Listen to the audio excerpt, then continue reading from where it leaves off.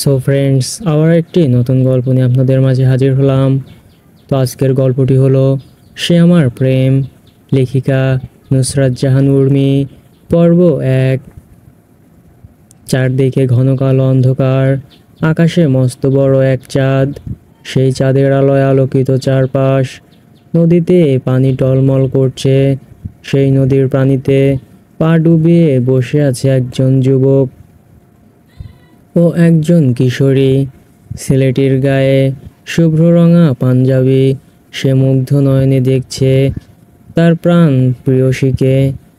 থেকে থেকে বাতাসের সাথে ভেসে আসছে তার বলা কিছু কথা। ভালোবাসি শ্যামাঙ্গিনী, ভালোবাসি তোমায়, কথা দাও কখনো ছেড়ে যাবে না আমায়। শ্যামবর্ণের মেয়েটির গাল লাল হয়ে ওঠে। সে কিশোরী কন্যা, লজ্জায় নুয়ে পড়ে তার প্রেমিক পুরুষের এমন কথা শুনে।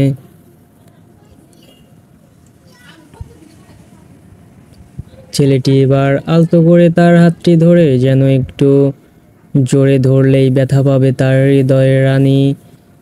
ছেলেটি মুগ্ধ নয়নে তাকিয়ে বলে, তুমি আমার শূন্য আকাশের পূর্ণতা প্রিয়তমা। এই মেয়ে এত নিষ্ঠুর কেন তুমি? একবার কি ভালোবাসি বলা যায় না? মেয়েটি এবার খিলখিল করে হেসে হাত ছাড়িয়ে দৌড়ে চলে যেতে যেতে বলে, ভালোবাসা কি জানি না, তাই তো ভালোবাসি বলি না। ছেলেটি এবার মেয়েটার পিছনে দৌড়ে যায়। এক সময় খপ করে ধরে ফেলে তার প্রিয়তমার হাত। মেয়েটি ভয় ভয় চোখে চায়, তারপর লাজুক হেসে চোখ নামায়। এরপর এরপর চারদিকে কেমন অন্ধকার হয়ে যায়। আমি আর কিছুই দেখতে পাই না। মনে হয় কি যেন হারিয়ে যাচ্ছে। আমি জানি এটা স্বপ্ন, কিন্তু কেন যেন মনে হয় এটা সত্যি। আমার মনে হয় সেই ছেলেটি আমার খুব আপন, কাছের কেউ। কেন মনে হয় তা জানি না। কথাগুলো বলে থামলো অদ্রি। চোখ তুলে তাকালো পাশে বসা মেয়েটির দিকে। মেয়েটি চোখ বড় করে তাকিয়ে বলল, দোস্ত, তুই তো হ্যাপি লেভেলের স্বপ্ন দেখিস। আমার মনে হয় ইয়ার তোর লাইফে এমন কিছু ঘটবে। আচ্ছা, ওই পাঠা দুইটা কইরে? এতক্ষণ হয়ে গেল তাও আসছে না। নিতুর কথাটা শেষ হতে দেরি, তার আগেই ঠাস করে একটা চড় পড়লো আমার মাথায়। আমি রাগী চোখে পেছনে তাকালাম, কারণ আমি জানি এটা অর্ণব পাঠাটা ছাড়া আর কেউ না। অদ্রি, অর্ণবের বাচ্চা, তুই আর কাউকে পাস না মারার জন্য, আমাকেই শুধু তোর চোখে পড়ে। অর্ণব, আসলে কি বলতো, তোকে দেখলেই আমার হাত চুলকায় মারার জন্য। অর্ণব কথাটা বলেই কাবিলার মতো ক্যাবলা মার্কা হাসি দিয়ে নিতুর পাশে গিয়ে বসলো। আর ঠিক তখনই ওর পেছন থেকে একটা কিল পড়লো ওর পিঠে। কিলটা কিন্তু ভুলেও আমি দেইনি।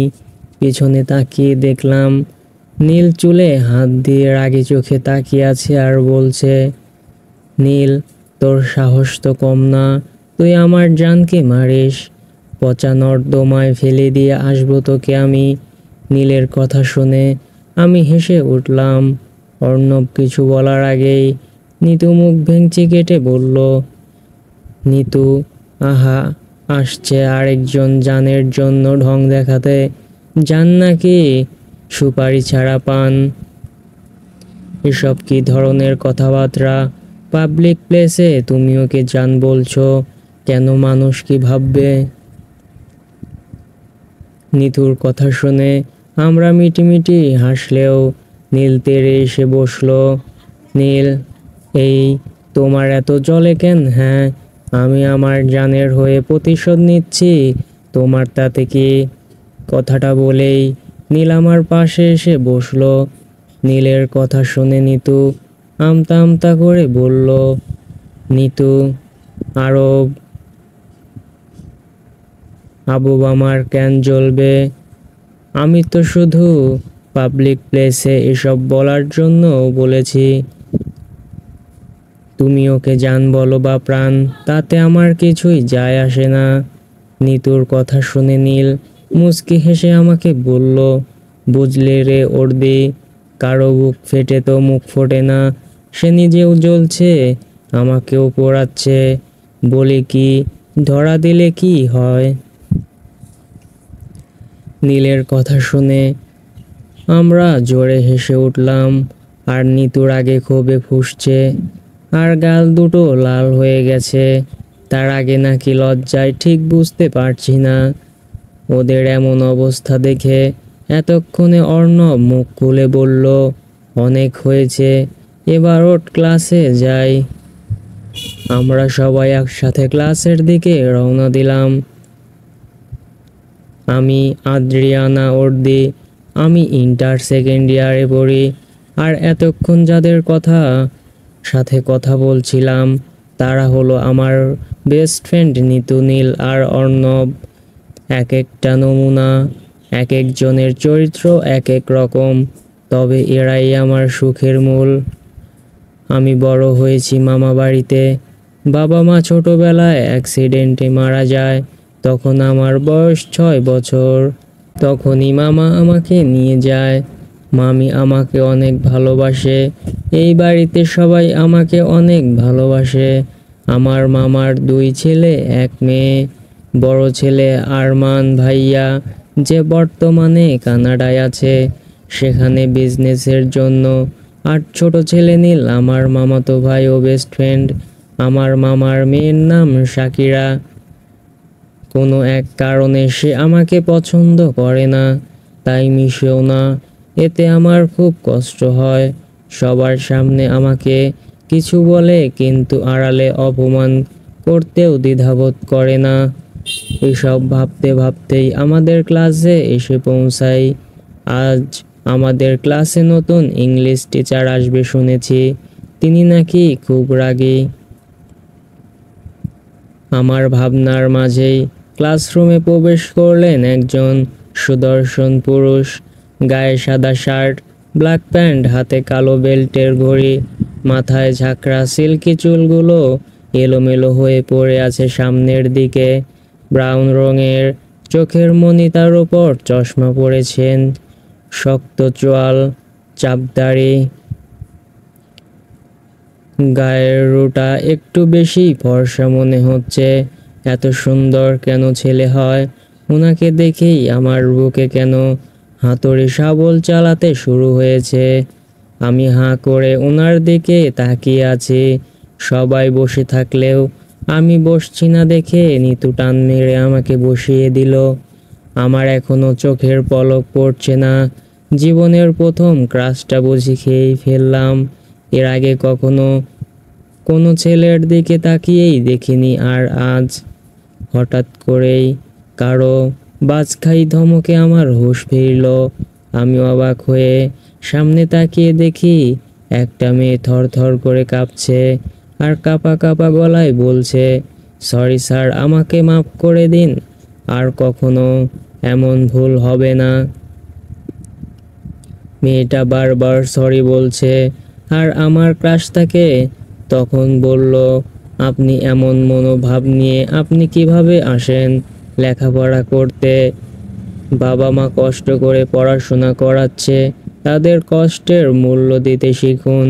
এরপর থেকে আমার ক্লাসে এমন অমনোযোগী হয়ে থাকলে দেখলে ক্লাস থেকে বের করে দেব। Mind it.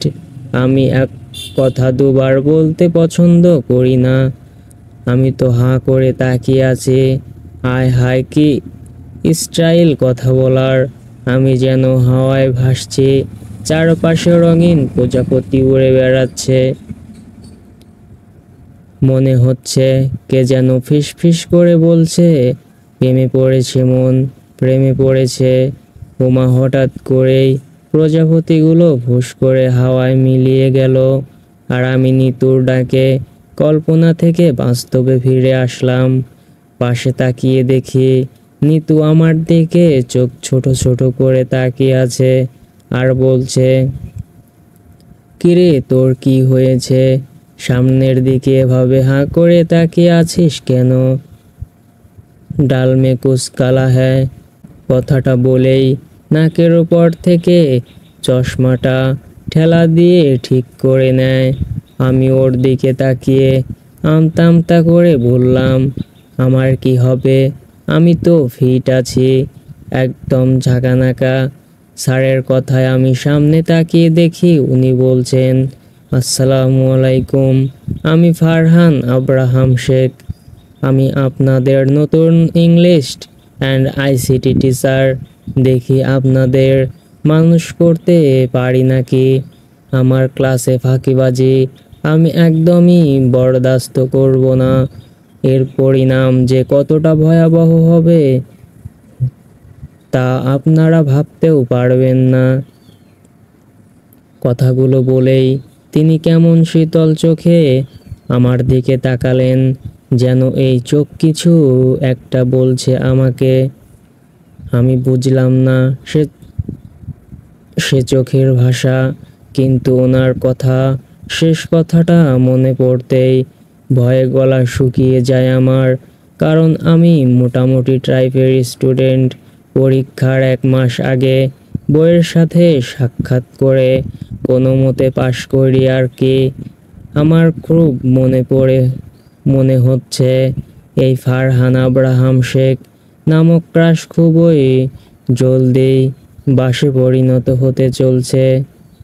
পাশ থেকে নিতু আমার কানের কাছে ফিস ফিস করে বলল, দোস্ত, উনি যে বললেন আমাদের মানুষ করবেন, তাহলে কি আমরা এতদিন ছাগল ছিলাম? বেটা তো দেখছি 1 নম্বরের খাটাস। বলেই মুখ ভেঙচি কেটে নিতু। ওর কথা শুনে আমি ঠিক করে হেসে ফেলি।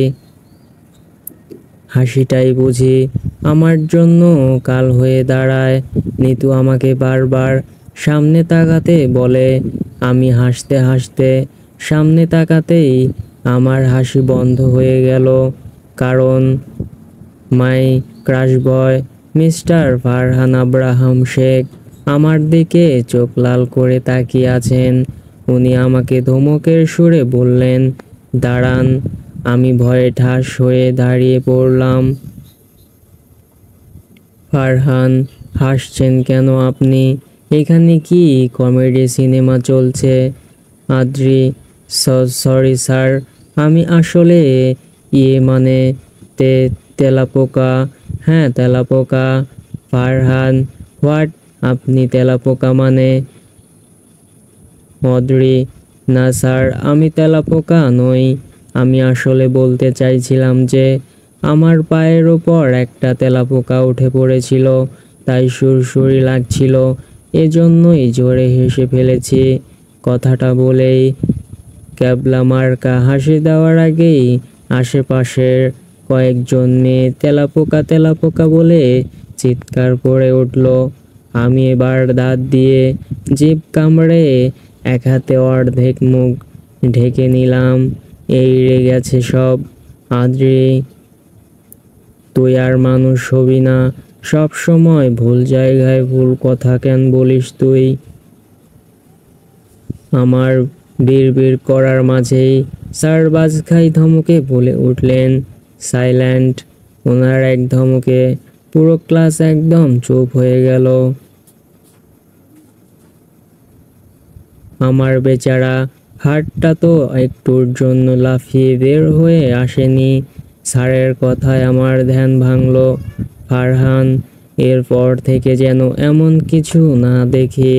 ক্লাসে মনোযোগ দিন, নয়তো আমি বাধ্য হব আপনাকে ক্লাস থেকে বের করে দিতে। So be careful. কথাটা বলেই উনি সামনের দিকে এগিয়ে গেলেন, আর আমি বুকে হাত দিয়ে বললাম, হায়, কেউ এত সুন্দর করে কিভাবে বকতে পারে? আয় হায়, মেমার যাওয়া। এরপর পুরো ক্লাস আমি ওনার দিকে তাকিয়েছিলাম। পাশ থেকে নিতুর খোঁচাখুচিতে আমার ধ্যান ভাঙেনি। ওনার সাথে আমার মোট 3বার চোখাচোখি হয়েছে।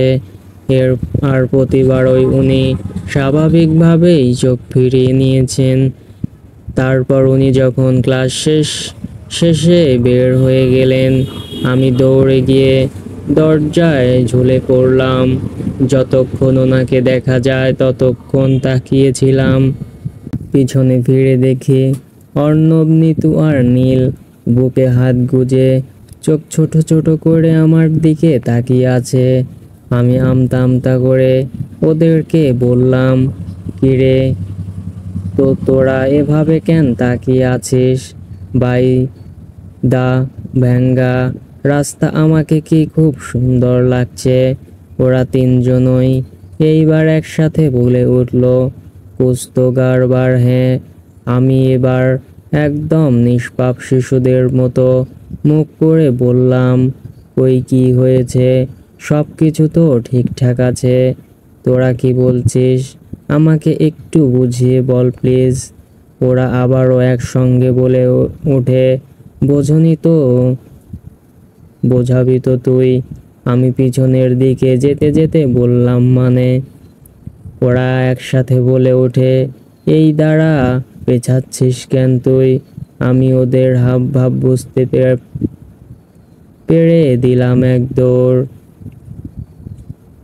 দিক বিদিক জ্ঞান হারিয়ে আমি শুধু সামনের দিকে ছুটে চলছি, কারণ ওদের হাতে পড়লে ওরা পেটের কথা বের না করে ছাড়বে না। যা ওদের বললে এরা আমাকে পচাতে একটুও ভাববে না, মান সম্মান সব যাবে। হঠাৎ কিসের সাথে যেন খেলাম ধাক্কা। আমি ভাবছি মাঝ রাস্তায় দেওয়াল আসলো কোথা থেকে। আমি দিলাম এক চিৎকার, কোমরটা বুঝি আজ যাবে। কোমর ভেঙে গেলে আমাকে বিয়ে করবে কে? হায় হায়, আমার ক্রাশটার কি হবে? হঠাৎ মনে হলো, ওমা, আমি ব্যথা পাচ্ছি না কেন? তবে কি ধাক্কা খেয়ে মরে গেলাম নাকি? আচ্ছা, ধাক্কা খেয়ে কি কেউ অক্কা পায়? একটা করেই কেউ শীতল ও গম্ভীর কণ্ঠে বলে উঠল, কি হচ্ছে এখানে? আমি এবার পিট পিট করে চোখ মেলে তাকিয়ে দেখি একটা ছেলে আমার বা হাতটা ধরে আছে। আর কিছুটা দূর থেকে আব্রাহাম স্যার। ওনার মুখভঙ্গি স্বাভাবিক, তবে চোখ লাল হয়ে আছে। চোখ দেখে মনে হচ্ছে কোনো কারণে উনি রেগে আছেন। এরপর আমার নজর পড়ল ছেলেটার ধরে রাখা আমার হাতের দিকে। আমি সেটা লক্ষ্য করতেই হাতটা ছাড়িয়ে নিয়ে ধন্যবাদ ও দুঃখিত বলে সেখান থেকে চলে আসছিলাম। কিছু দূর গিয়েই দাঁড়িয়ে পড়লাম। ঘরটা একটু বাঁকিয়ে পিছন ফিরে দেখলাম মাই ক্রাশ আব্রাহাম স্যার হন হন করে হেঁটে যাচ্ছেন। আহা, কি স্টাইল ওনার হাঁটার!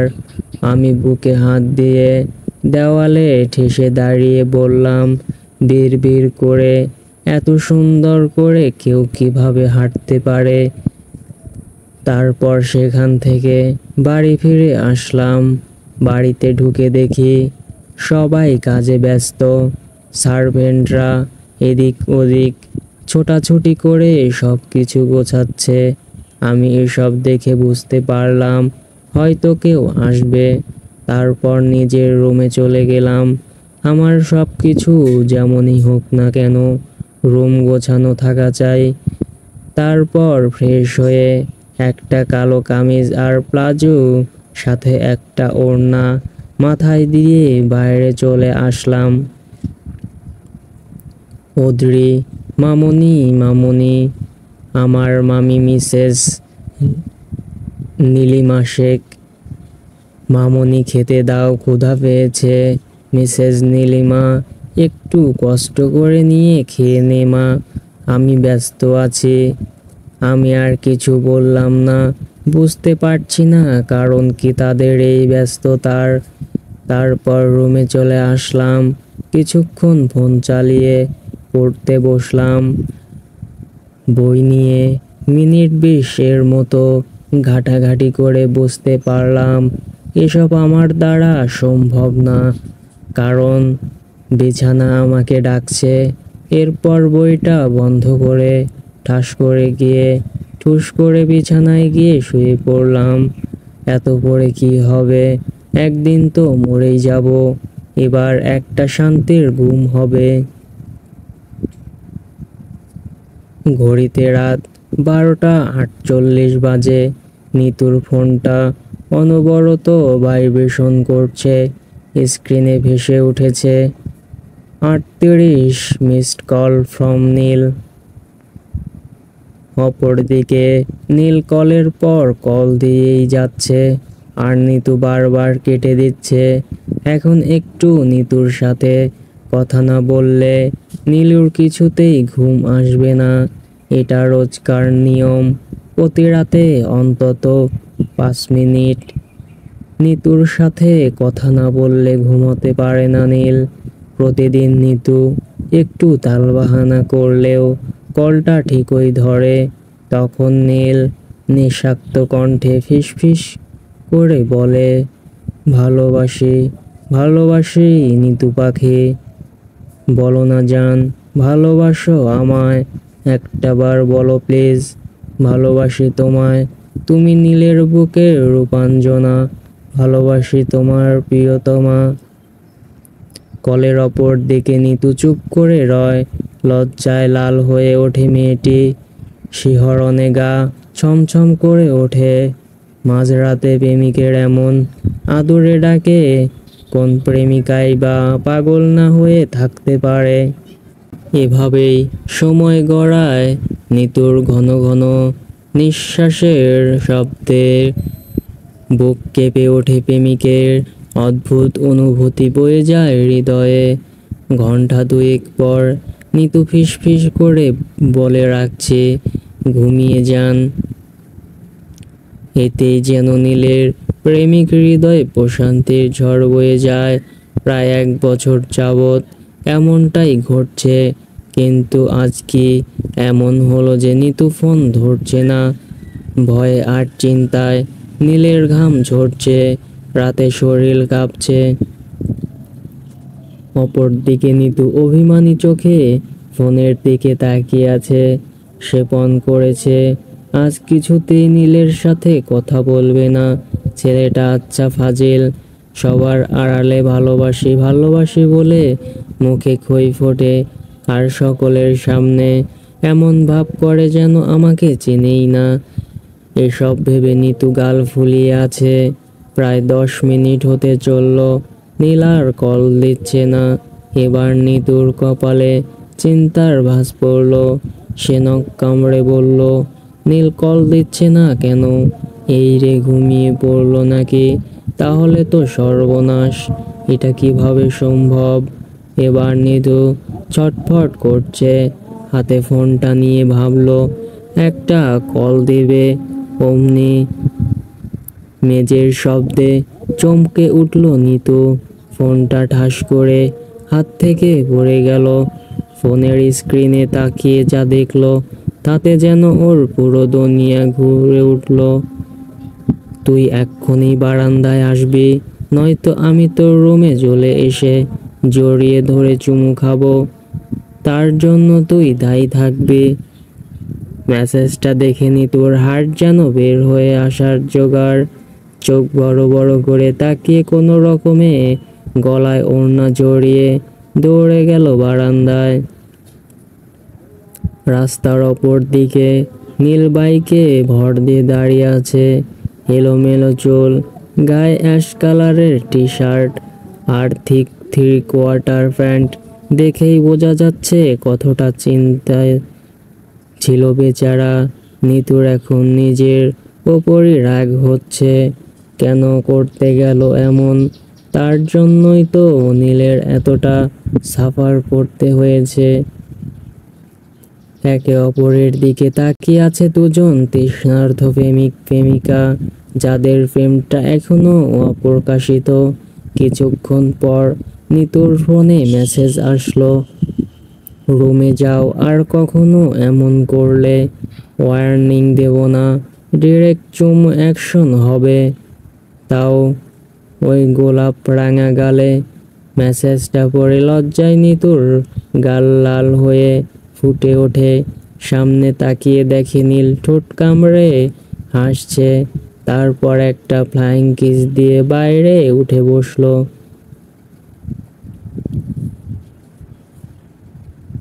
সাই সাই করে বাইকটা চলে গেল নিতুর দৃষ্টির বাইরে।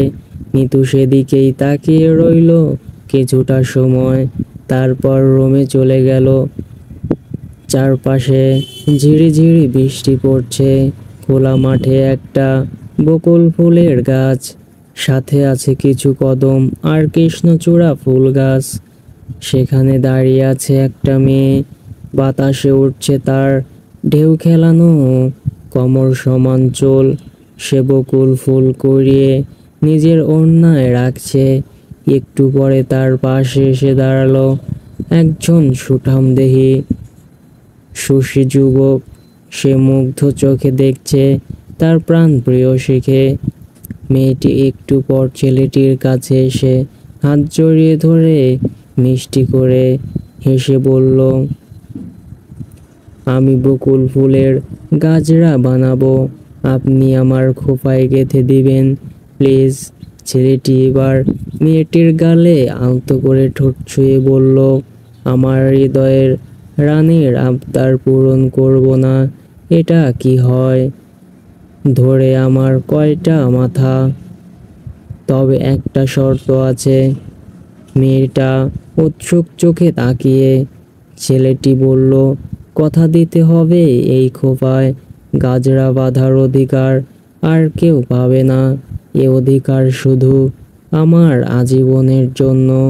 মেয়েটি লাজুক হেসে আরো শক্ত করে জড়িয়ে ধরল তার প্রেমিক পুরুষের বাহু, যেন নীরবেই বুঝতে দিল তার উত্তর। তারপর আবারও সব অন্ধকার, যেন সব কিছু আঁধারে হারিয়ে যাচ্ছে। আমি এবার চোখ খুলে তাকালাম, বুঝতে পারলাম আবারও স্বপ্ন দেখেছি। ওয়াল ঘড়িতে তাকিয়ে দেখি রাত 3টা বাজে। আমি জানি আমার আর ঘুম আসবে না, তাই ছাদের দিকে পা বাড়ালাম। ছাদে এসে দেখি চারিদিকে সব অন্ধকার। আমি অন্ধকারেই পা বাড়ালাম। হঠাৎ করে কিসের সাথে ধাক্কা লেগে পড়ে গেলাম কারো বুকের উপর। আমি মৃদু চিৎকার করে উঠতেই সে আমায় আগলে নিল। আমি বিছানায় বালিশ বুকে চেপে ধরে 8বারের মতো হাতে চিমটি কাটলাম। আমার বারবার মনে হচ্ছে এটা কোনো স্বপ্ন, তাহলে এটা কিভাবে সম্ভব? পরক্ষণে আবার আমার গাল লাল হয়ে উঠল। আমি লজ্জায় বালিশ দিয়ে মুখ ঢেকে ফেললাম। ইস, হায়, মেমার যাওয়া। আমি আবার টুপ করে বালিশ থেকে মাথা তুলে নিজের কামিজে নাক টেনে ঘ্রাণ নিলাম। আমার এখনো মনে হচ্ছে তার গায়ের মিষ্টি ঘ্রাণ লেগে আছে আমার শরীরে। কিছুক্ষণ আগে ছাদে হঠাৎ কিসের সাথে ধাক্কা লেগে পড়ে গেলাম কারো বুকের উপর। এখন রাতের শেষ প্রহর, এই অসময়ে আমি ছাড়া আর কারোরই ছাদে আসার কথা না। তবে কি জিন ভূতের পাল্লায় আমি? হঠাৎ করে খেয়াল করলাম ধুকপুক ধুকপুক শব্দে শুনতে পাচ্ছি। আমি এবার নিশ্চিত হলাম যে এটা কোনো মানুষ। তারপর ভয়ে ভয়ে মাথা তুলে তাকাতেই দেখি একজোড়া চশমা পরা চোখ। চাঁদের আলোয় মুখটা স্পষ্ট বোঝা না গেলেও ঠিক মতো তাকিয়েই বুঝতে পারলাম একাকে। সাথে সাথেই আমার চোখ বড় বড় হয়ে গেল। আমি জোরে চেঁচিয়ে উঠলাম, এ কি শব্দ হলো না কেন? পরে অনুভব করলাম ওনার গরম নিঃশ্বাস আমার বুকের ওপর পড়ছে। উনি এক হাতে আমার মাথা চেপে ধরে আরেক হাতে আমার মুখ চেপে ধরেছে। এবার উনি বললেন, রিল্যাক্স, আমি ভূত বা চোর নই, আমি ফারহান। উনি আমার এতটা কাছে ভাবতেই গা শিউরে উঠছে, ঘাড়ে কেমন শিরশির করছে। আমি স্তব্ধ হয়ে চোখ বড় বড় করে ওনার দিকে তাকিয়ে আছি। ফারহান ওকে। আমি হাতটা সরাচ্ছি। একদম চিল্লাবেন না হুম। কথাটা বলেই উনি আমাকে ছেড়ে দূরে সরে দাঁড়ালেন। আমার এখনো বিশ্বাস হচ্ছে না, দা ফারহান আব্রাহাম শেখ, আমার একমাত্র ক্রাশ, আমার সামনে দাঁড়িয়ে, তাও আমারই বাড়িতে। আমি খালি গলায় একটু ঢোক গিললাম, তারপর কাঁপা কাঁপা গলায় বললাম, আসসালামু আলাইকুম স্যার। আপনি সত্যি ভূত নন। আমার কথা শুনে উনি তাজ্জব বনে গেলেন। ওনাকে এভাবে তাকাতে দেখে আমি লজ্জায় পড়ে গেলাম। এক হাত ঘাড়ের পেছনে দিয়ে মাথা চুলকে বললাম, ইয়ে মানে আসলে স্যার আমি একটু। আমার কথা শেষ হওয়ার আগেই সামনে তাকিয়ে দেখি গম্ভীর কণ্ঠে বললেন, মিস রুমে যান। আপনি। আমার ভুকুচকে উঠল। আমার বাড়ি, আমার ছাদ, আমার পা দিয়ে ক্যালারি খরচ করে আমি হেঁটে এসেছি, আর আমাকেই বলছে কিনা চলে যেতে। আমি কিছু বলার আগেই তিনি বলেন, আপনাকে আমি যেতে বলছি মিস। আমি এবার ধীর কণ্ঠে বলে উঠলাম, মধুরী। উনি এক পলক আমার দিকে তাকিয়ে আবারও বলে উঠলেন, আমি এক কথা দুবার বলতে পছন্দ করি না মিস আদ্রিয়ানা। আমি অবাক হয়ে তাকালাম ওনার দিকে। অবাক হয়ে তাকাতেই তিনি চোয়াল শক্ত করে তাকালো। আমি এক ছুটে দৌড়ে চলে আসলাম রুমে। আমার তো ইচ্ছে করছে ওখানেই বসে থাকি ঘাঁটি মেরে। বর্তমান, এটা যদি সত্যিই হয়ে থাকে তাহলে উনি কে হন আমাদের? আমার মামার গোষ্ঠীর কেউ না আমি নিশ্চিত। তবে কি আমার মামনির? হয়তো। ওফ, এ কি একটা ক্রাশ খেলাম জীবনে। বেটা খাটাস, তিতা করলাম মতো নিরামিষ। এরপর আমি ওনার কথা ভাবতে ভাবতেই এক সময় ঘুমিয়ে পড়লাম। ছাদের শেষ প্রান্তে দাঁড়িয়ে আছে আব্রাহাম, উদাস চোখে তাকিয়ে সে অন্ধকার আকাশে কে যেন ভাবছে আপন মনে। কিছুক্ষণ পর বুক চিরে দীর্ঘশ্বাস বেরিয়ে এলো তার। অস্ফুট স্বরে আওড়ালো কিছু শব্দ, অপেক্ষার রজনী এত বিষাক্ত কেন হয় প্রিয়সী? হৃদয় আঙ্গিনায় আজও শ্রাবণ বয়ে যায়, আজও প্রেম ডেকে যায় তাকে ছোঁয়ার আশায়। মন তাকে খুঁজে বেড়ায় ঘন কালো বরষায়। সকাল 7টা 26 মিনিট। অর্ণব দাঁড়িয়ে আছে একটা মস্ত বড় গেইটের সামনে। সেখানে প্রতিদিন টিউশনি করাতে আসে, মাসে 5,000 টাকা বেতন। এখানের ঠিকানা তাকে দিয়েছিল তার মেঝো মাসি। ধর্মে হিন্দু আর ব্রাইট স্টুডেন্ট হওয়ায় সে খুব সহজেই এক টিউশনিটা পেয়ে যায়। অর্ণবের মা একজন শিক্ষিকা, তার বাবা খোঁজে। সে জানে না জন্মের পর থেকেই আর্থিক অবস্থা প্রায় মোটামুটি। বর্তমানে মায়ের পেনশনের টাকায় আর তার টিউশনির টাকায় সংসার ভালোই চলে। বাড়ির কলিং বেল বাজতেই দরজা খুলে দিল এক প্রিয়সী কিশোরী কন্যা।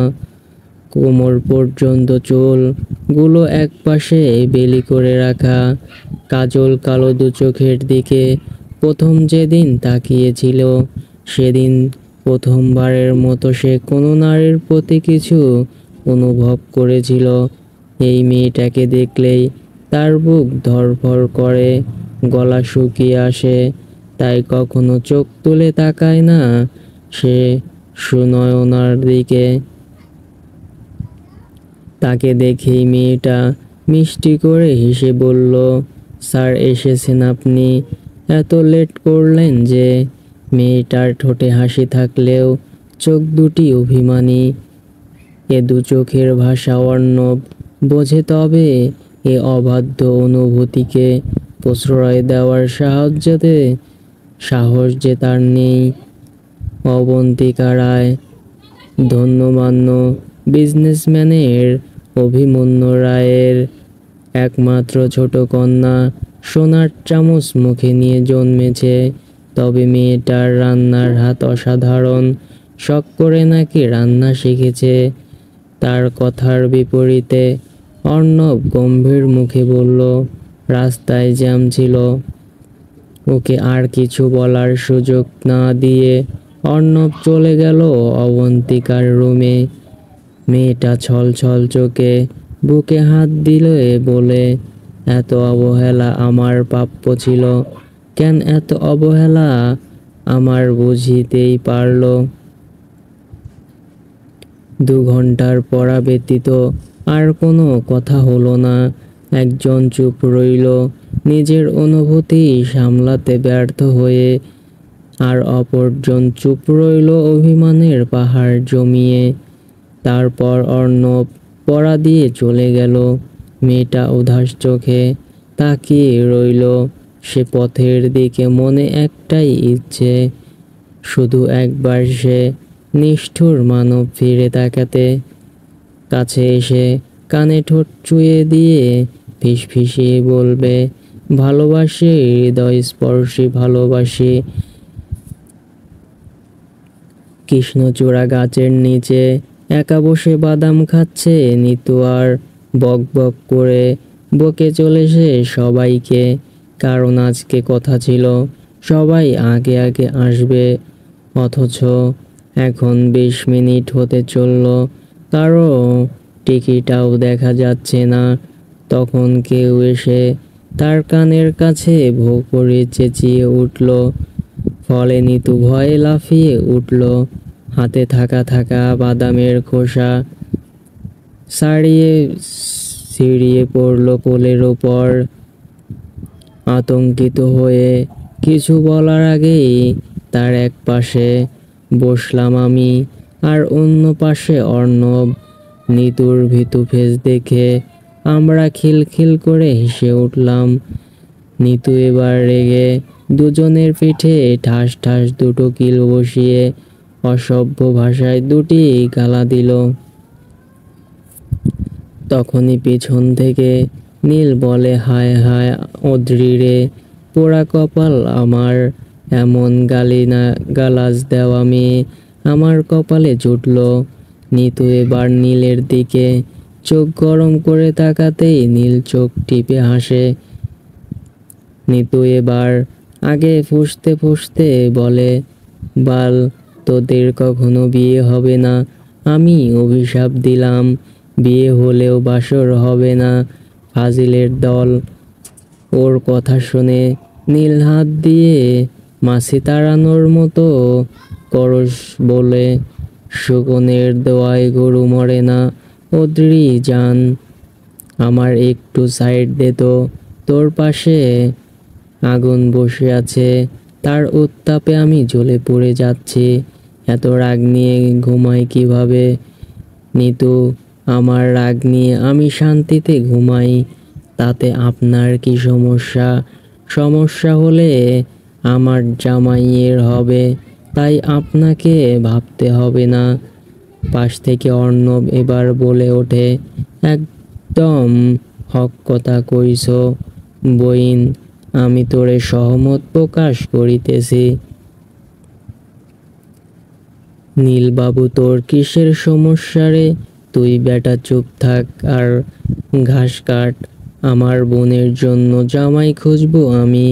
কথাটা বলেই অর্ণব আর নিতু একসাথে হেসে উঠল। নীল, এই শালা তুই চুপ থাক, আমার বউ কখন উঠিয়ে নিয়ে ফুরুত হয়ে যাব তোরা টেরও পাবি না। কথাটা বলেই নীল নিতুর দিকে তাকিয়ে ঠোঁট বাঁকিয়ে হাসল। নিতু এবার লজ্জায় লাল হয়ে গেল।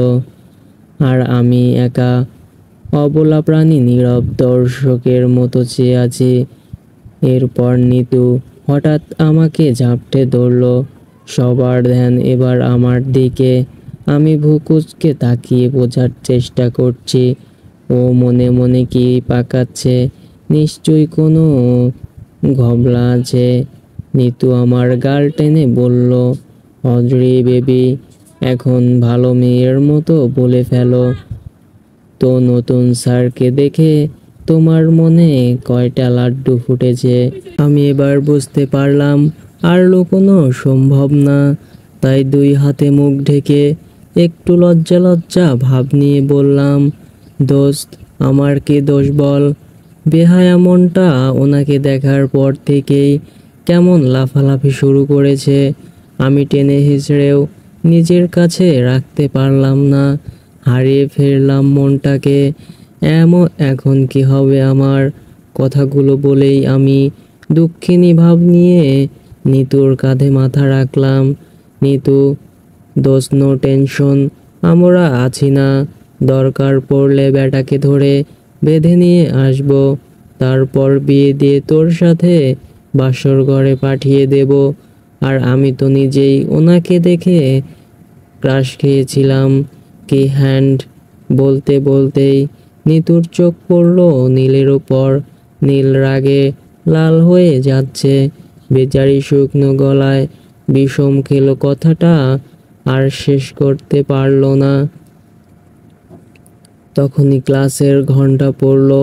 অর্ণব বলে উঠল, চল চল, ক্লাসের সময় হয়ে গেছে। আমরা সবাই বিরক্তিকর চোখে ওর দিকে তাকালাম। ছেলেটা সারাদিন শুধু পড়া করে। এভাবে তাকানোতে অর্ণব শুকনো ঢোক গিলে বলল, আয় আয় চল। আর অদ্রি, তোর না হওয়া জামাইয়ের ক্লাস এখন। আমি ওর কথা শুনে বললাম, এই সবাই ওট ওট, খালি ফাঁকিবাজি করিস তোরা। জলদি আয়, ক্লাসে যেতে হবে। কথাটা বলেই আমি জোরে জোরে হাঁটা ধরলাম। ভুলেও তার পিছনে ফিরে তাকালাম না। তারপর ক্লাসে গিয়ে নিজেদের জায়গায় বসে পড়লাম। একটু পর আব্রাহাম স্যার রুমে প্রবেশ করলেন। সাথে সাথেই আমার হার্টবিট বেড়ে গেল। আব্রাহাম স্যার ক্লাসরুমে প্রবেশ করলেন। সাথে সাথেই আমার হার্টবিট ফাস্ট হয়ে গেল। এই মানুষটাকে দেখলে আমার কি যে হয় আমি নিজেও জানি না। শুধু তাকিয়েই থাকতে ইচ্ছে করে। ওনার সাথে চোখাচোখি হলে আমার ভিতরটা কেমন কেঁপে কেঁপে ওঠে। ক্লাসে এসে গম্ভীর মুখে ক্লাস নেওয়া শুরু করলেন। তখন নিতু আমাকে খোঁচা দিয়ে বলল, তোর তো সতীনের অভাব নাই রে দোস্ত। নিতুর কথায় আমার মাথায় যেন আকাশ ভেঙে পড়ল। কি বলে এসব? এই মেয়ে পাগল হয়ে গিয়েছে নাকি? আমি ওর দিকে চোখ রাঙিয়ে তাকালে নিতু একটা ক্যাবলা মার্কা হাসি দিয়ে বলল, দোস্ত, এভাবে আমার দিকে না তাকিয়ে আশেপাশে তাকা। আমি আশেপাশে তাকাতেই দেখি সব মেয়েরা ওনার দিকে তাকিয়ে আছে। আমার শরীর এবার রাগে গজগজ করে উঠল।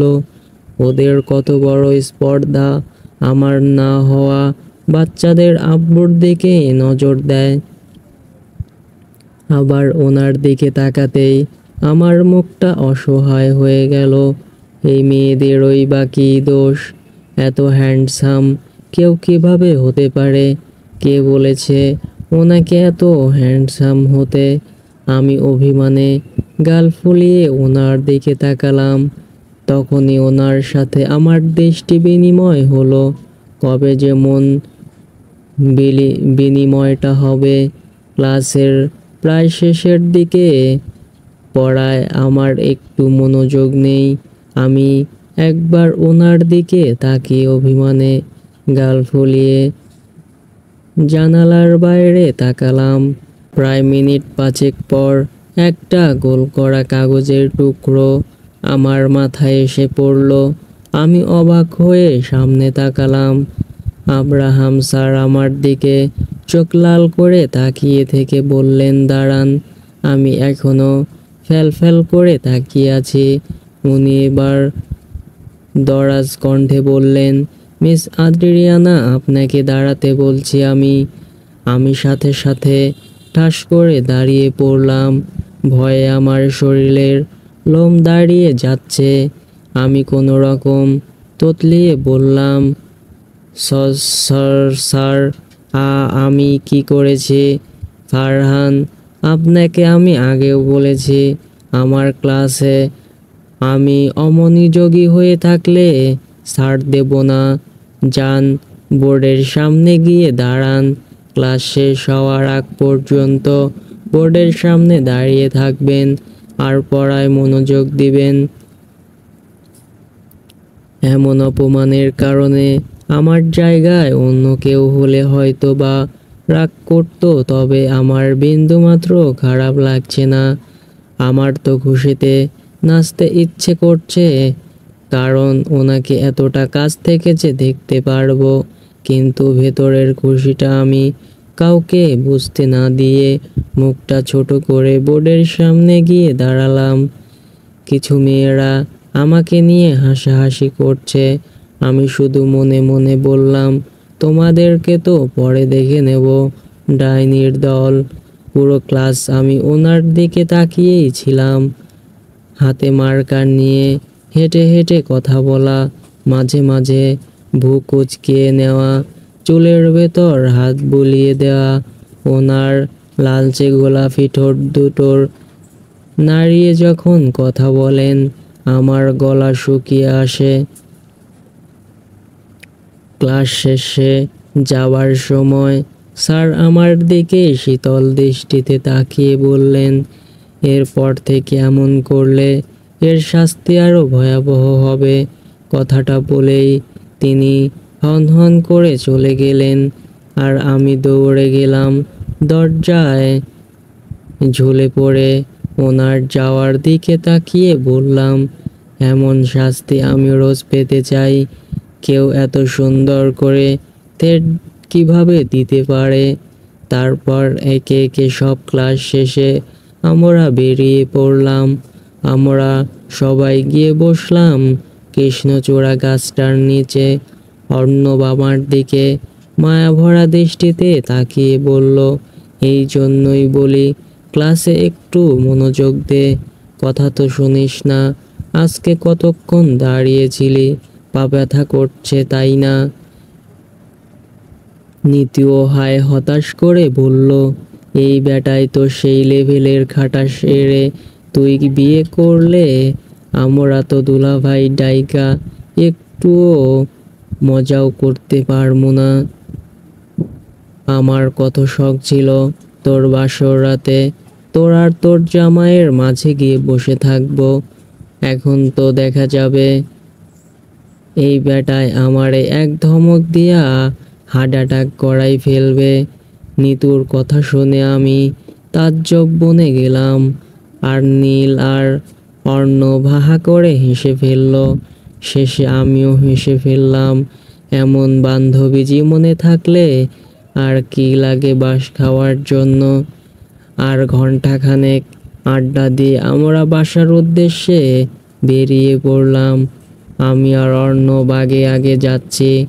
অর্ণব আর ওদরি কিছুটা দূরে চলে যাওয়ার পর নীল পিছন থেকে নিতুর হাত টেনে ধরলো। নিতু সেখানেই দাঁড়িয়ে পড়ল। তার শরীরটা কেমন কেঁপে কেঁপে উঠছে। এই মানুষটার ছোঁয়ায় যেন লজ্জার বিষ মিশে আছে। একটু ছুঁয়ে দিলেই নিতু কেমন ছটফট করে ওঠে। নীল দূরত্ব আর একটু কমালো, পাশ ঘেঁষে এসে দাঁড়ালো। নিতুর যেন লজ্জায় চোখ বন্ধ হয়ে আসছে। হাতে ঠান্ডা কিছুর স্পর্শ পেয়ে বুক কুঁচকে উঠল তার। নীল এবার নিতুর কানের কাছে এসে ফিসফিস করে বলল, সকালে কিনেছিলাম, দেওয়ার সুযোগটাই হয়নি। বেলি ফুলের এই মালাটা দেখেই মনে হয়েছিল এটা আমার রূপাঞ্জনার হাতে সব থেকে বেশি মানাবে। নীল কথাগুলো শেষ করে নিতুর কানে আলতো করে ঠোঁট ছোঁয়ালো। নিতু বেচারি আর সইতে না পেরে কোনো রকম হাত ছাড়িয়ে দৌড়ে পালালো। নিতু সেদিকে তাকিয়ে ঠোঁট কামড়ে হাসলো। রাস্তায় আধ ঘন্টা যাবৎ দাঁড়িয়ে থাকার পর একটা রিকশার দেখা মিলল। রোদে পুড়ে আমার গা ঘেমে জবজবে হয়ে গেছে। রোদ আমার অসহ্য লাগে। আমি তো দিনের বেলাতে বারান্দায় দরজা বন্ধ করে রাখি।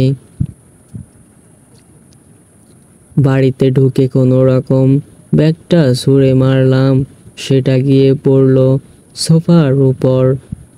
মাথার স্কার্ফটা খুলে গলায় ঝুলিয়ে চুলগুলো ছেড়ে দিবে ঠাস করে শুয়ে পড়লাম ফ্লোরে। আহা, এখন শান্তি লাগছে। চোখ বন্ধ করে চেঁচিয়ে মামুনিকে ডাকছি, ওদ্রি মামুনি, এক গ্লাস পানি দাও, তোমার মেয়ে মরে গেল গো। এই রিক্সাওয়ালাদের সাথে আমার কি শত্রুতা আমি আজও বুঝলাম না। রোদে পড়ে আমি তো কালো হয়ে যাচ্ছি মামুনি। আমার তো বিয়ে হবে না তাহলে। এখন তো আমার ক্রাশ। বাকিটা বলার আগেই কে যেন খুব খুব করে কেসে উঠল। আমি ঘাড় ঘুরিয়ে তাকাতেই আমার মাথায় আকাশ ভেঙে পড়ল। আমার সামনে কফি কালারের টি শার্ট আর ব্ল্যাক 3/4 প্যান্ট পরে দাঁড়িয়ে আছেন আব্রাহাম চার। এমত অবস্থায় আমি যেন লজ্জা পেতেও ভুলে গেলাম। স্যার আমার দিকে এমন করে তাকিয়ে আছেন যেন এলিয়েন দেখে ফেলেছেন। আমি কোনো রকম দৌড়ে নিজের রুমে চলে আসলাম। লজ্জায় আমার মরে যেতে ইচ্ছে করছে। স্যার সামনে একটু ফিটফাট হয়ে থাকার কথা, তার সামনেই আমি কামের বেডি জরিনা হয়ে ঘুরে বেড়াচ্ছি। সে এই মুখ আমি ওনাকে আর কিভাবে দেখাবো? সেমন ইউ আদ্রি স্যা, তোর তো কলা গাছে ফাঁস দিয়ে মরে যাওয়া উচিত। সেদিন রাতে মামুনি গলা ফাটিয়ে ডেকেও আমাকে বের করতে পারেনি। আমি ঘাপটি মেরে রুমে বসেছিলাম। চায়ের কাপ হাতে নিয়ে হাঁ করে তাকিয়ে আছে অর্ণব। চোখের পলকটা যেন পড়ছে না। ভেজা চুলে গোলাপি শাড়ি পরে দাঁড়িয়ে আছে এক অপূর্ব রূপবর্তী কন্যা। দেখে মনে হচ্ছে মাত্রই ফোটা কোনো শিশিরে ভেজা পদ্ম ফুল। কে বলবে এই মেয়ের বয়স সবে 16? দেখে তো মনে হচ্ছে কোনো অপরূপ সৌন্দর্যের অধিকারিণী এই যুবতী। অর্ণবের গলা শুকিয়ে আসে, বুক কেঁপে উঠে, যেন শ্বাস নিলেও কষ্ট হচ্ছে। মনে হচ্ছে হঠাৎ করেই তাপমাত্রা বেড়ে গিয়েছে। অর্ণব কোনো রকমে চায়ের কাপে চুমুক দিয়ে এদিক ওদিক তাকিয়ে শার্টের ওপরের 2টা বোতাম খুলতে খুলতে শ্বাস নেওয়ার চেষ্টা করলো। অর্ণব কোনো রকমে কাঁপা কাঁপা কণ্ঠে জিজ্ঞেস করলো, শাড়ি কেন পরেছেন আপনি? অবন্তিকা লাজুক হাসল, তারপর দৃঢ় স্বরে বলল, ইচ্ছে করলো হঠাৎ। কেন, আমাকে কি সুন্দর লাগছে না? অর্ণব কাতর চোখে তাকালো অবন্তিকার উৎসুক চোখের দিকে। মনে মনে ভাবল, এ মেয়ে কি সত্যি এমন আগুন ছড়া রূপে? আমি পাগল হয়ে যাচ্ছি। অর্ণব একটু গলা ঝেড়ে কেসে উঠে বলল, লাগছে, বই নিয়ে বসুন। অবন্তিকা অর্ণবের এমন বেহাল দশা দেখে মিটিমিটি হাসছে আর নিজেকে বাহবা দিচ্ছে, কারণ এবার তার কাছে পরিষ্কার সবকিছু। বারান্দার দরজা ভেদ করে ফারহানের চোখে মুখে এসে লুটোপুটি খাচ্ছে রোদ ও কন্যারা। মিষ্টি রোদের এই লুকোচুরিতে ঘুমের মাঝেই তার ঠোঁটের কোনাটা খানিকটা বেঁকে যায়। ফারহান এবার আড়মোড়া ভেঙে ঘুম থেকে উঠে বসে। ঘড়িতে তখন 7টা বাজে। মিসেস নীলিমা বেগম তার একমাত্র ফুফি। তার বাবারা 2 ভাই 1 বোন। 2 ভাইয়ের বড্ড আদরের এই বোন। ফারহান ছোট থেকেই ইংল্যান্ডে বড় হয়েছে বাবা মায়ের সাথে। বাবা মা দেশে আসলেও তার কোনো আগ্রহ ছিল না। তবে বছর 2 আগে সে বাংলাদেশের মাটিতে পা রাখে। তারপর কতদিন গেল সে এক মায়াবী কন্যার 2 চোখের মায়ায় নিজের সত্তা হারালো। সেই শ্যামবাঙ্গিনীর কারণেই সে এখনো এদেশে আছে। 3 মাস পর বাবা মা একেবারের মতো চলে আসবে। সে অবধি ফারহান তার ফুপির বাড়িতেই থাকবে। হঠাৎ করে চোখের কিনারায় রোদ এসে ধরা দিতেই বিরক্তিতে ভ্রু কুঁচকে আসে অদ্রির। তারপর ঘুম ভেঙে যায়। ঘুম ঘুম চোখে ফ্রেশ হয়ে এসে দেখে 7:45 বাজে। ঘুমে ঢুলু ঢুলু চোখে নীলের রুমের দিকে পা বাড়ালো। রুমে দেখতে না পেয়ে ঘুম ঘুম চোখে বারান্দায় এসে খোঁজ করে সে, কিন্তু সবকিছু নকশা কেমন বদলে বদলে গেছে। অদ্রি এবার বুঝতে পারলো সে ঘুমের ঘোরে ভুল কামরায় চলে এসেছে। বারান্দা থেকে রুমে পা রাখতেই অদ্রির চোখ ভেঙে ভেসে উঠল। ফারহান শুধুমাত্র একটা তোয়ালে জড়িয়ে দাঁড়িয়ে আছে আয়নার সামনে, হাতে তার প্যান্ট। যেই না তোয়ালে খুলতে যাবে অমনি অদ্রি দিল এক চিৎকার। চোখে হাত দিয়ে দৌড়ে পালিয়ে যেতে নিলেই হোঁচট খেয়ে পড়ে যেতে নিল একদম ফারহানের সামনে। ফারহান দিক বেদিক শূন্য হয়ে সেখানেই দাঁড়িয়ে। তার এখনো বোধগম্য হচ্ছে না কি থেকে কি হয়ে গেল। অদ্রি নিজেকে বাঁচাতে 2 হাতে খামচে ধরল ফারহানের বাহু। তারপর আর কি, বাকিটা ইতিহাস হয়ে গেল। অদ্রি পড়ল বিছানায়, আর তার ওপর পড়ল ফারহান। অদ্রি আবারও মৃদু স্বরে চেঁচিয়ে উঠল, কিন্তু যখন উপলব্ধি করে ফারহানের ঠোঁট তার গলায় আর সে 2 হাতে ফারহানকে জাপটে ধরেছে, সাথে সাথেই হৃদয় স্পন্দন বেড়ে যায় কয়েকশো গুণ। রন্ধে রন্ধে ছড়িয়ে পড়ে অজানা অনুভূতিময় শিহরণ। লাজে রাঙ্গা হলো তার বদন। ফারহান এখনো স্তব্ধ হয়ে আছে। যখন সে বুঝতে পারল নিজের অবস্থান, সাথে সাথেই সর্বাঙ্গ বিদ্যুৎ বয়ে গেল তার। সে ধীরে ধীরে চোখ তুলে তাকায়। কিছুক্ষণ তাকিয়ে থাকে সে লাজের রাঙ্গা বদলে, তারপর উঠে দাঁড়িয়ে যায়। অদ্রি তখনও লজ্জায় চোখ বন্ধ করে বিছানায় পড়ে আছে। দেখে মনে হচ্ছে শ্বাসটাও আটকে রেখেছে। অদ্রির এমন অবস্থা দেখে কিঞ্চিত ঠোঁট বাঁকিয়ে হাসলো। পরপরই মিলিয়ে গেল সে হাসি। ফারহান স্বাভাবিক কণ্ঠে আওড়ায়, এখানে কেন এসেছেন মিস আদ্রিয়ানা? এত সকালে বিনা অনুমতিতে কারো রুমে প্রবেশ করা কোন ধরনের মেনাস? তাহলে কি রাতে আসবো? ভুলবশত মুখ ফসকে কথাটা বেরিয়ে যেতেই 2 হাতে মুখ চেপে ধরে অদ্রি। তারপর দৌড়ে পালিয়ে যেতে যেতে বলে, আমি ভুল করে নীলের রুম ভেবে এই রুমে চলে এসেছিলাম, সরি। অদ্রি বর্তমানে এই বিষয়ে অবগত যে ফারহান কেন এবং কোন আত্মীয়তার সম্পর্কের জন্য এখানে আছে। তাকে কালকেই বলেছিল তার মামুনি।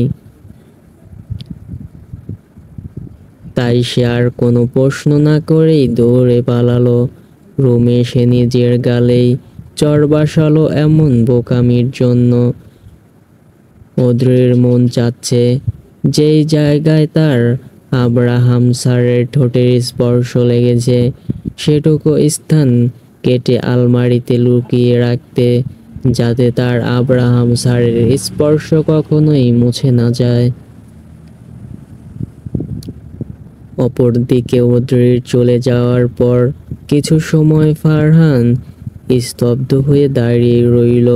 তারপর ঠোঁটে বৃদ্ধা আঙ্গুল ঠেকিয়ে মাথা নিচু করে হাসে। মুহূর্তেই সেই হাসির কলবরে মুখরিত হয়ে ওঠে পরিবেশ।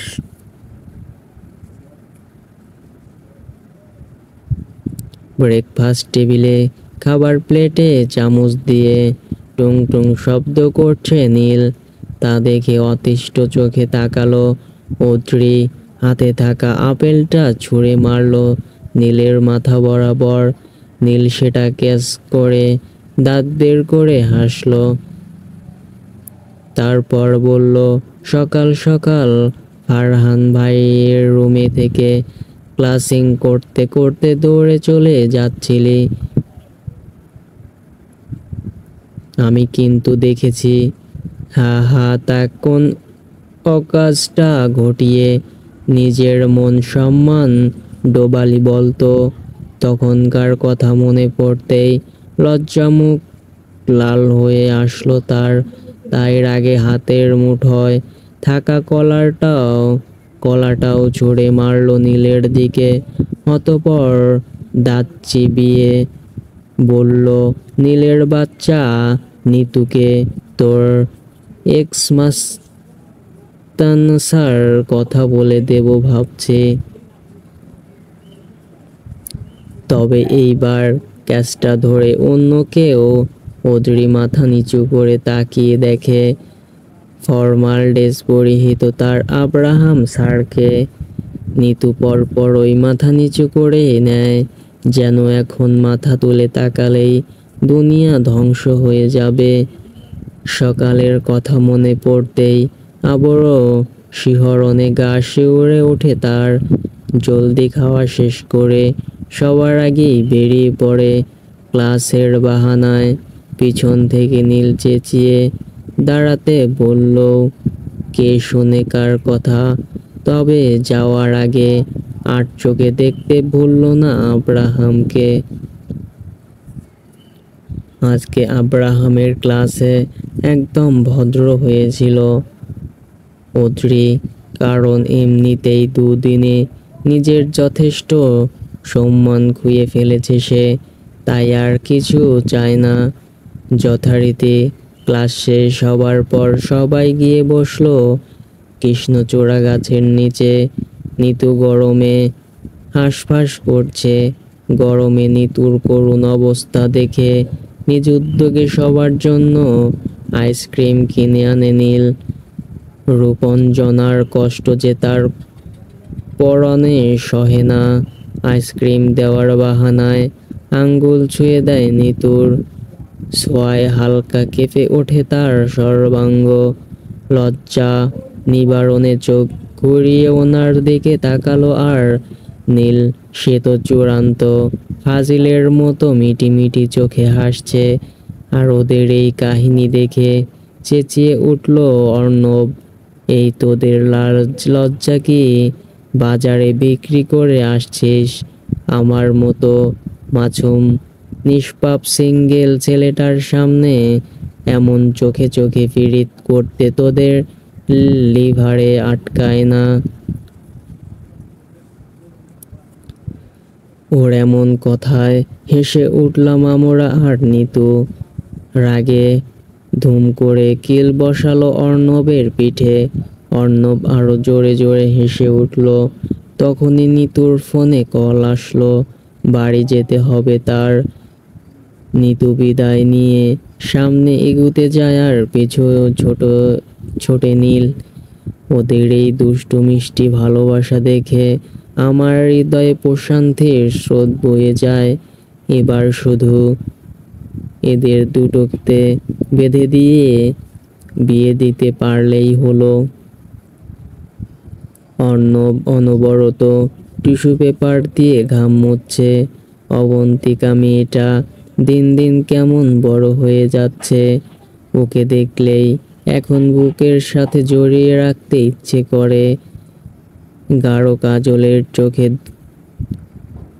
দুভ্রুর মাঝে ছোট্ট একটি কালো টিপ।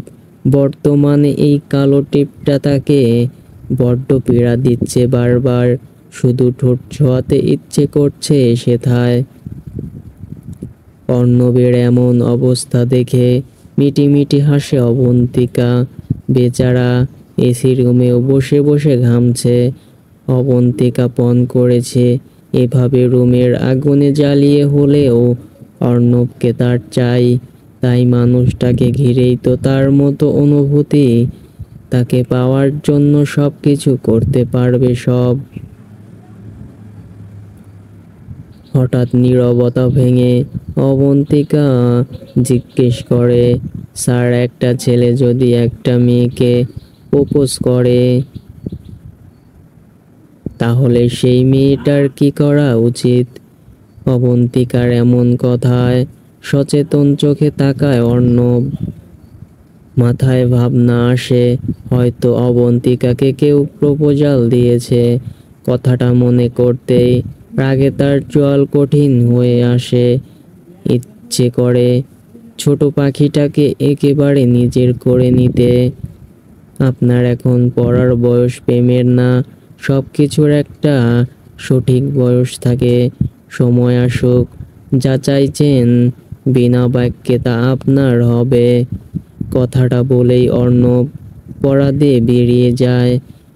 সে মূলত সকালে 2 ঘন্টা আর বিকেলে 1 ঘন্টা অবন্তীকে পড়াতে আসে। অর্ণবের এমন কথায় শীতল স্রোত বয়ে যায় অবন্তিকার দেহে। মাথা নিচু করে লাজুক হাসে মেয়েটি। দরজার আড়ালে দাঁড়িয়ে থাকা অর্ণব তা দেখে ঠোঁট কামড়ে হাসে। চুলে হাত বুলিয়ে বেরিয়ে যায় বাড়ি থেকে। সে জানে না এই সম্পর্কের শেষ কেমন হবে, তবে সে এবার চাইছে ছোট পাখিটাকে নিজের বুকে আগলিয়ে নিতে। তখন গভীর রাত, আমার মনে হচ্ছে কেউ আমার গালে কপালে ঘন ঘন চুমু খাচ্ছে। অবাক করা বিষয়, এতে আমার কেমন যেন একটা ভালো লাগা কাজ করছে। এবার আমি অনেক কষ্টে চোখ মেলে তাকিয়ে দেখি। ভুল ত্রুটি ক্ষমার দৃষ্টিতে দেখবেন এবং গল্পটি ভালো লাগলে লাইক, কমেন্ট, শেয়ার করে পাশে থাকবেন। আর নিত্য নতুন গল্প সবার আগে পেতে চ্যানেলটি সাবস্ক্রাইব করে রাখবেন। ধন্যবাদ সবাইকে।